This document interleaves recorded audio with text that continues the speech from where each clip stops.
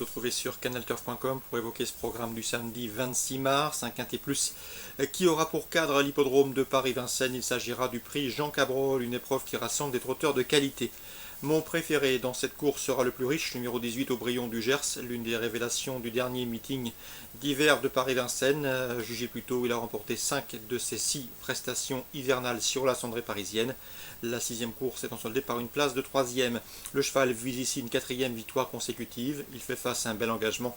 Il sera à pieds nus et rien ne se pose à une confirmation de sa part. On lui posera toutefois le numéro 13 Altesse du Mirel, jument de qualité, jument estimée par son entourage. Elle sera ici pieds nus, contrairement à sa dernière sortie à Amiens dans une étape du GNT.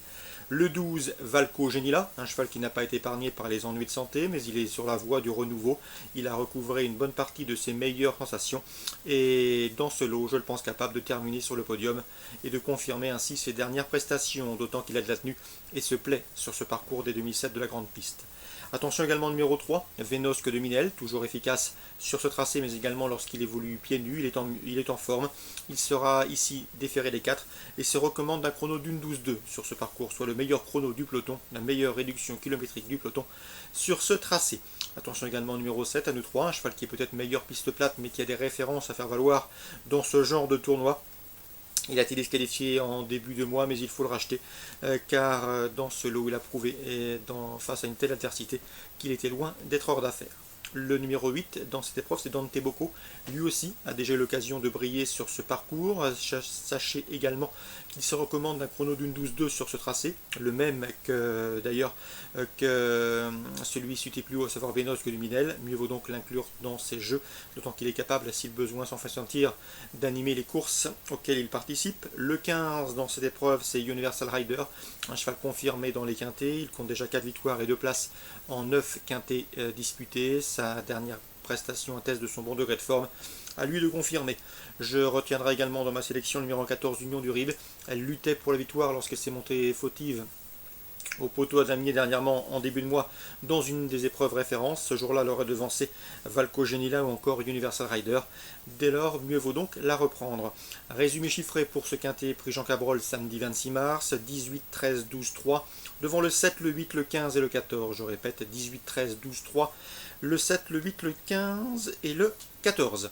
Suite du programme Vincennes, dans l'un des temps forts de cette réunion, le prix Louis Forcinal, une épreuve sous la selle, groupe 2, j'aime beaucoup le 307 Athéna de Vandel, elle a gagné sur ce parcours le prix Joseph Lafosse, devant plusieurs de ses rivaux du jour. Sachez également qu'elle a remporté, elle a été sacrée dans le prix des Centaures, ici le lot est à sa portée, elle devrait pouvoir jouer la victoire.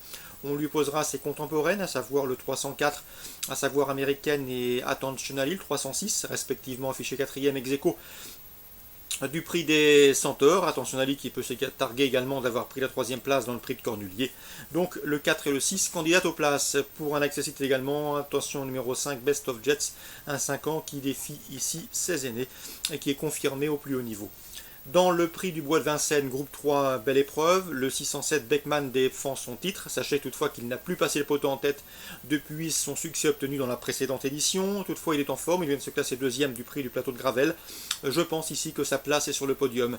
Je lui préférais toutefois le 605 Amiral Sacha, cheval de qualité, un cheval doué, 2e du prix de sélection dernièrement. Auparavant, il avait remporté le prix du plateau de Gravel devant Beckman. À mon avis, c'est le cheval à battre, le 605 Amiral Sacha.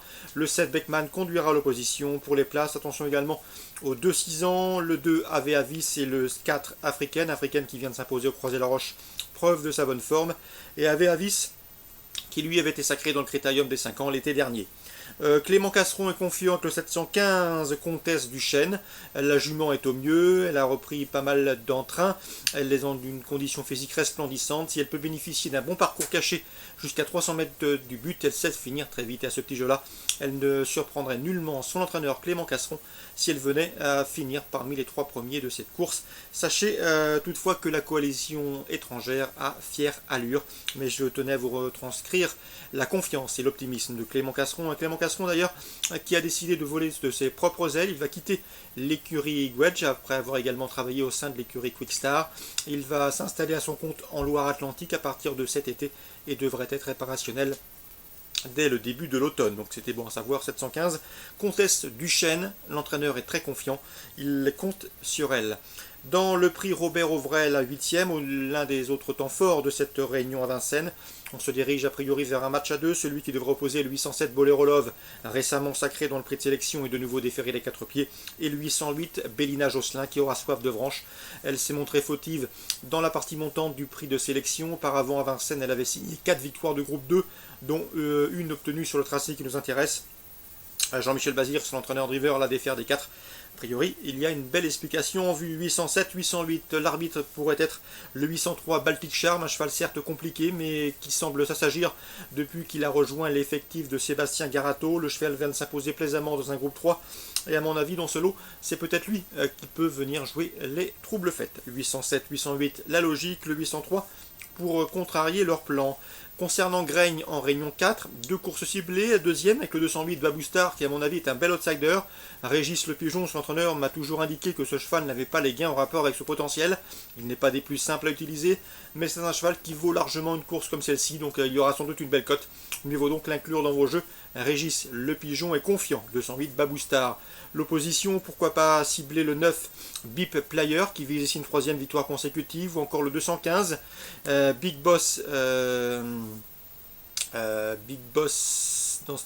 Way, qui lui reste sur 2 places de 3e dans la discipline qui nous intéresse, à savoir le trot monté. Donc le 9 et le 15, favori logique, le 208 pour les amateurs d'outsiders valables. La 3e, j'aime beaucoup le 308 Chris Melody, qui a effectué une course de rentrée encourageante sur les ponts d'Amiens le 9 mars. C'est une pouliche qui a été préservée, pas bousculée. À mon avis, elle est en retard de gain. Le seul bémol, c'est qu'elle est plus confirmée corde à droite que corde à gauche. Mais a priori, le lot est à sa portée et cela peut compenser.